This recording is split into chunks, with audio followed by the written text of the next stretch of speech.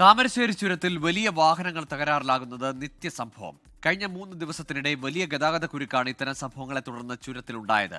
വിഷയത്തിൽ കഴിഞ്ഞ ദിവസം മനുഷ്യാവകാശ കമ്മീഷനും ഇടപെട്ടിരുന്നു. താമരശ്ശേരി ചുരത്തിൽ തകരാറിലാകുന്നതിലധികവും വലിയ കണ്ടെയ്നർ ലോറികളാണ്. കഴിഞ്ഞ 3 ദിവസമായി ഇത്തരത്തിൽ ലോറികൾ തകരാറിലായി മണിക്കൂറുകളോളം ഗതാഗതം തടസ്സപ്പെട്ടിരുന്നു.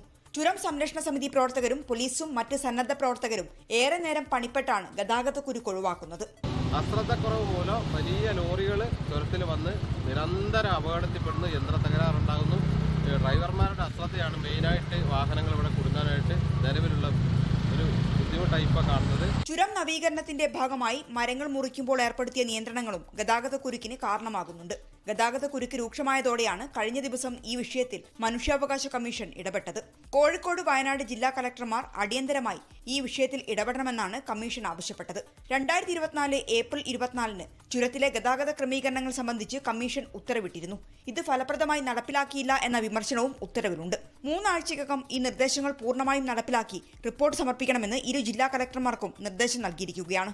24 കോഴിക്കോട്.